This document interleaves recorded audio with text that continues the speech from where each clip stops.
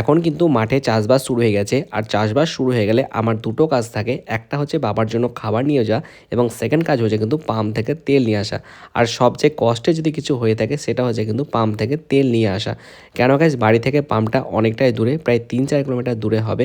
তো এদিকে দেখো আমি কিন্তু চলে এসেছি মাঠে। তো মাঠে এসে বাবাকে খুঁজেই পাচ্ছিলাম না, অবশেষে খুঁজে পাই এবং চলে যাই বাবার কাছে, এবং সেখানে গিয়ে বাবাকে খাবারটা খাইয়ে আমি কিন্তু রওনা দিয়ে দিই বাড়ির উদ্দেশ্যে। আর এদিকে বেজে গেছে বেলা 12টা, আর আমি 12টার সময় সাধারণত দোকান বন্ধ করে দিই। আজকেও তাই দোকান বন্ধ করেছি, কিন্তু কিছু কাস্টমার থাকে যাদের কোনো এমার্জেন্সি কাজ থাকলে সেটা কিন্তু আমি করে দিতে হয়।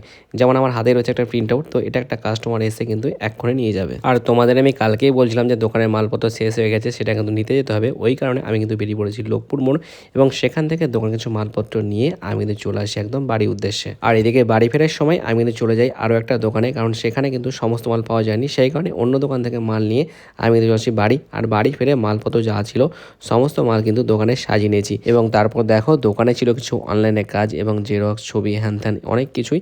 তো সেই সমস্ত কাজকর্মগুলো সেরে আপাতত চলেছি কিন্তু আমি আমার রুমে, এবং রুমে এসে দুটো ভিডিও এডিট করে আজকে এই ভিডিওটা এখানেই এন্ড করলাম।